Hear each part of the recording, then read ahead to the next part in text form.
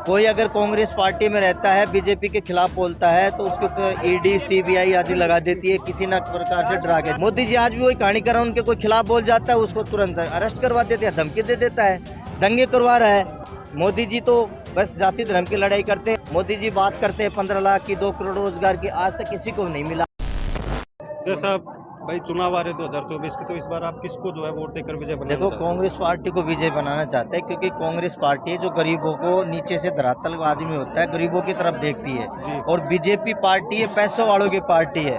कोई अगर कांग्रेस पार्टी में रहता है, बीजेपी के खिलाफ बोलता है तो उसके ऊपर ईडी सीबीआई आदि लगा देती है किसी न प्रकार से डरा के, जैसे अपने कोटपुतली में हुआ है, हर जगह हो रहा है। केजरीवाल जी को अंदर डाल दिया गया है क्योंकि 10 साल से नरेंद्र मोदी दिल्ली में नहीं जीत पा रहा है। एक सेंटर में बैठा आदमी जो पूरे देश को चला रहा है लेकिन दिल्ली को नहीं जीत पाया।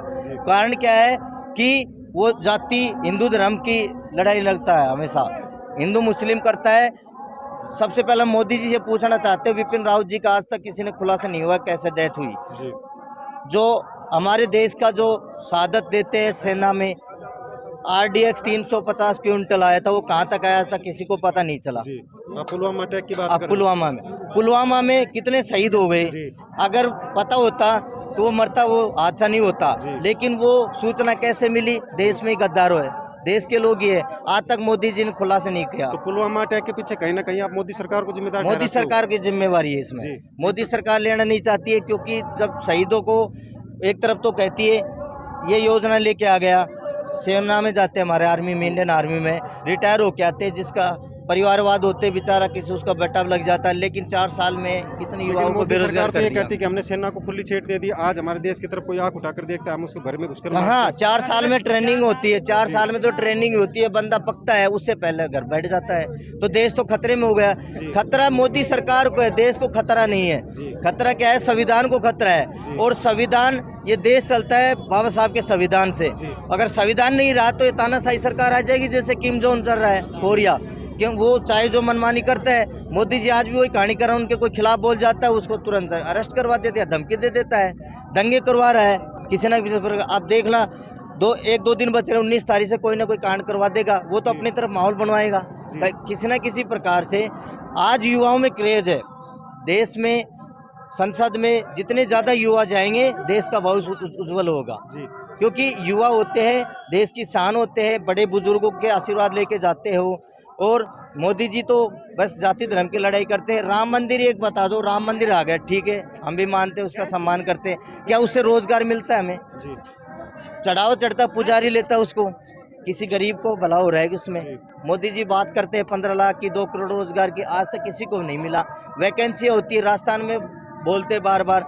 मोदी जी राजस्थान में क्यों रैली करता है? कभी अमित शाह, कभी नरेंद्र मोदी, कभी चड्डा जी। तो ये है हर जगह कांग्रेस पार्टी आ रही है क्योंकि उसको कहीं ना कहीं डर है कि राजस्थान में वो तो कहते हैं 25 लेके आएंगे, मैं कह रहा हूँ 15 तो सीट लगभग डिक्लेयर हो चुके हैं। 15 सीट तो कांग्रेस की आ रही है, उससे ज़्यादा भी आ जाए अगर यही माहौल रहा तो। पूरे देश के अंदर जो है राहुल गांधी की कितनी सीटें जो है, और इंडिया गठबंधन की कुल मिलाकर कितनी सीटें जो आपको लगता है? इंडिया गठबंधन में पूर्ण बहुमत सरकार बनेगी। लेकिन आज भी कहीं ना कहीं मोदी जी के नाम से वोट वगैरह हो रहे हैं, लेकिन देश की जनता अब समझदार हो चुकी है। पहले चल रहा था 10 साल से कि आप 5 साल और देख लो। मोदी जी जुमले के अलावा कुछ नहीं देते। दूसरा भाई उनकी तरफ से ये कहा गया कि विपक्ष जो राहुल गांधी की सरकार है वो कह रही है कि भाई ईवीएम के अंदर घपला हो रहा है। कहीं ना कहीं कारण हो सकता है। ईवीएम तो वो सुप्रीम कोर्ट में कह रहे हैं कि उन्होंने कहा कि अब चंडीगढ़ में क्या हुआ, आपने देखा होगा, चंडीगढ़ में हुआ है, एक बीजेपी का है जो पीठासीन अधिकारी है, चुनाव निर्वाचन आयोग, वो वोटों को काट रहा है। अगर उनको तो बैलेट पेपर होते, मत निकलते, पर्ची निकलती, उनकी काउंटिंग करा दे। लेकिन ये मोदी जी को ईवीएम की सरकार बनाने में उनको तो बिलीव है। नहीं तो आम जनता कह रही है कि विदेशों में भी तो हो रहे हैं ना भाई, चुनाव कैसे हो रहे हैं? पर्ची से हो रहे हैं, जो बैलेट पेपर होते हैं। मोदी जी को इस चीज को, मोदी सरकार क्यों नहीं चाह रही इसको बैन? इस बार नारे दे रही है अब की बार 400 पार, तो उसके पीछे कहीं ना कहीं ईवीएम एक वजह हो सकती है। ईवीएम वजह हो सकती है, नहीं तो 400 पार का कोई मतलब ही नहीं है। आप देखते हो कम से कम 18 स्टेट में कांग्रेस की सरकार है लगभग, लेकिन मोदी जी को पूर्ण बहुमत किया है कि उनकी जो गठबंधन की पार्टी उनकी वजह से मिल गया, ठीक है, स्पष्ट बहुमत आया है। तो कहीं ना कहीं ये है कि आज युवा है, जाग चुके हैं, सब प्रेरणा स्रोत है।